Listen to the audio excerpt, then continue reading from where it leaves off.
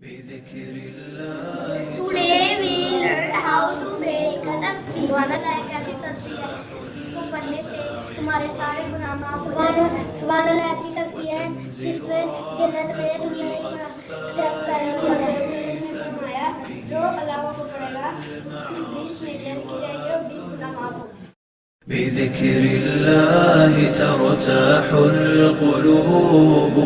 وتنزاح المتاعب والكروب وتنزل رحمة الغفار غيثا به تمحى المعاصي والذنوب وتنفتح البصائر بعد غين فتنكشف الغياهب والغيوب وينسى ظلم من ظلموا وتشفى جراح في الفؤاد لها ندوب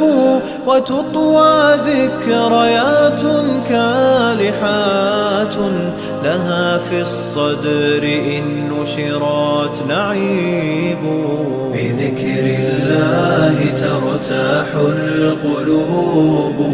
وتنزاح المتاعب والكروب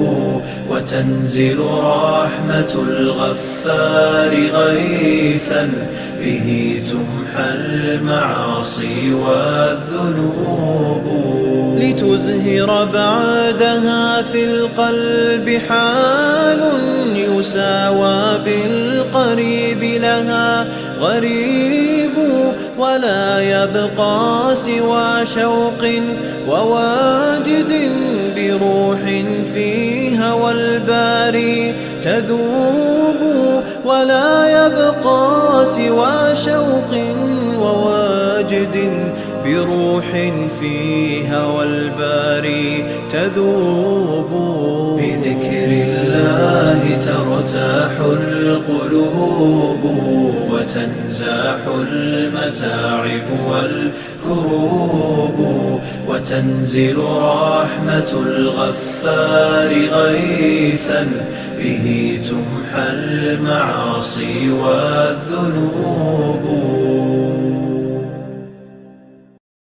بذكر الله ترتاح القلوب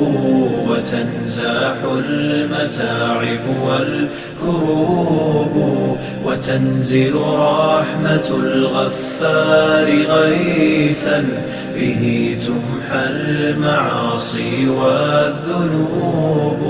وتنفتح البصائر بعد غين